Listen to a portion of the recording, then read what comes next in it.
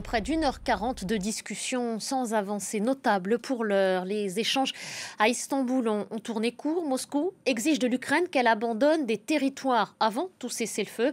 Du côté de Kiev, on accuse la Russie de vouloir faire dérailler les négociations en formulant des demandes inacceptables. Voilà ce qu'a regretté un négociateur ukrainien sur place. Bonjour à vous, Jenna Lebras. Vous êtes la correspondante de France 24 à Istanbul. Vous suivez de près ce round diplomatique. En attendant, Jenna, de voir si une nouvelle rencontre se tient dans les prochaines heures, que faut-il retenir de ces premiers échanges directs? On le rappelle encore une fois, les premiers depuis la guerre à grande échelle en 2022.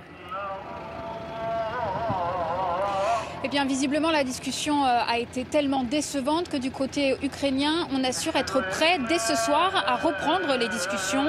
Ils ont reçu une fin de non-recevoir de la part de Vladimir Medinsky, le chef de la délégation russe, qui leur a rétorqué que les discussions étaient terminées. Une tentative de faire dérailler les négociations. C'est de cette manière que la délégation ukrainienne a qualifié ses pourparlers avec les Russes.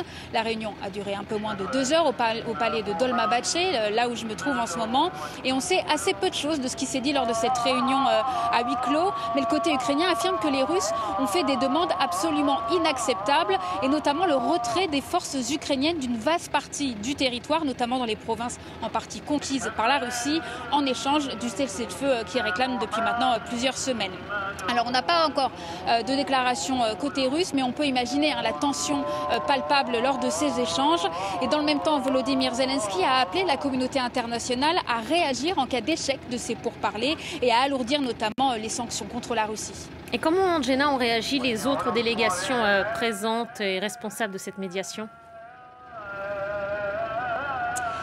Alors, on attend toujours une potentielle réaction des Turcs, on le sait, qui se sont beaucoup investis dans cette médiation de ces pourparlers. Et puis, quant aux États-Unis, on n'a pas non plus eu de réaction encore, mais globalement, la délégation américaine partait déjà très défaitiste. Et puis, à l'international, les réactions commencent aussi à affluer. On le sait, tout à l'heure, Emmanuel Macron a assuré, je cite, que les dernières heures ont montré que la Russie n'avait pas envie d'un cessez-le-feu. Le nouveau pape aussi, Léon XIV, a quant à lui proposé une médiation du Saint-Siège. Et puis enfin, on le sait, Donald Trump a assuré qu'il rencontrerait Vladimir Poutine dès que son agenda lui permettrait, en espérant débloquer la situation. Merci beaucoup, Jenna. Bon, il a fallu tendre un petit peu l'oreille. Vous étiez